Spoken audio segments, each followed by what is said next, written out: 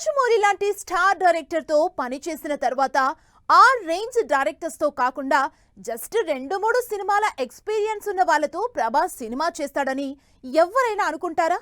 కానీ ప్రభాస్ మాత్రం ఆ పని చేశారు. అసలు ఊహించని కాంబినేషన్స్ ని సెట్ చేసుకొని అందర్నీ సర్ప్రైజ్ చేశారు.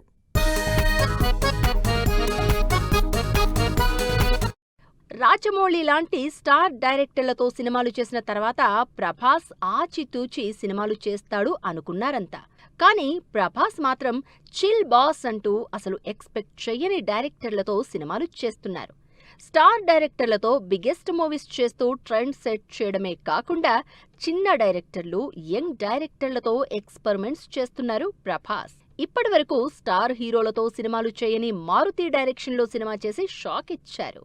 ప్రభాస్ ఇప్పటివరకు పెద్దగా బోల్డ్ క్యారెక్టర్స్ టచ్ చేయలేదు.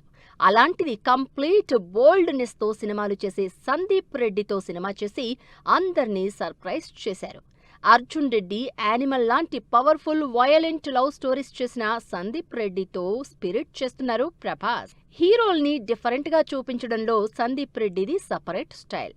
మరి యానిమల్ తర్వాత సందీప్ రెడ్డి, ప్రభాస్ కాంబినేషన్లో తెరకెక్కబోతోన్న స్పిరిట్ పై అంచనాలు పెరుగుతున్నాయి. వరుసగా యాక్షన్ మూవీస్ చేస్తూ లవ్ స్టోరీల్ని పక్కకు పెట్టేసిన ప్రభాస్ ఇప్పుడు love stories specialist Hanu Raghavapudi డైరెక్షన్లో ఫౌజీ మూవీ చేస్తూ సర్ప్రైజ్ చేశారు. పీరియాడిక్ యాక్షన్ లవ్ స్టోరీగా తెరకెక్కుతోన్న ఫౌజీలో సీతారామం లాంటి సినిమాలు చేసిన హను రాఘవపూడి ప్రభాస్ని ఎలా చూపిస్తారు అంటూ ఈ కాంబినేషన్ మీద క్యూరియస్గా ఉన్నారు ఆడియన్స్.